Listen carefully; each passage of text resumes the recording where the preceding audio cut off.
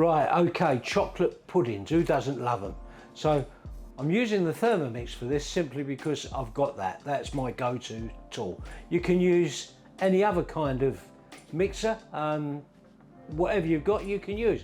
The first thing I'm going to do is I'm going to put in the caster sugar. Now I've got 125 grams of caster sugar. You can put more in, you can go up to 150 grams, but I don't really think it's necessary. So I'm going for about 120, 125, and you can see on the scales there what it comes up to. Well, that's come up to 118. That's fine for me. What I shall do now is include the cocoa powder. This is dark, unsweetened cocoa powder, and it's 70 grams, and I will put that in, and that mixes in with the sugar. I will now include 70 grams of maize flour, or some people know it as corn flour. I'm now going to put in 750 mils of whole milk. If you can afford to get it, get organic milk, it will make it better. Butter goes in next. This is free range organic. It's a question of the better quality you put in, the nicer it will taste in the end. Right, this is the mixture that we've got so far. Once we've whisked it up, it will look a lot better. It will. It will. What I'll do now, pop the lid on the top.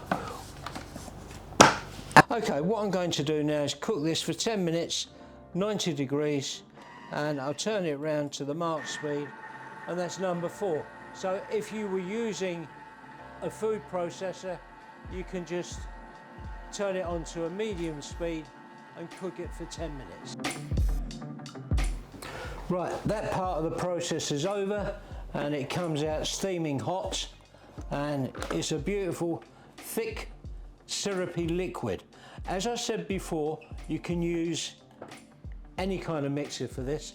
What your ordinary mixer won't do is heat this up. So mix it all up in the mixer that you've got, put it on the hob, and then just gently heat it for 10 minutes, and it will come out the same consistency as this. Right, I'm going to pour a little bit of rum into one of the ramekins, not much, and then what I need to do is just brush it around so it's going all the way around the edge, and I'll repeat that on all of them, and as I say, just a small amount, and brush it around, gives it a lovely little bit of flavour, and you can use some of that in that one and some of that in that one. You don't want to waste precious brandy. Rum, yeah, don't want to waste precious rum. Pour this lovely mixture into that.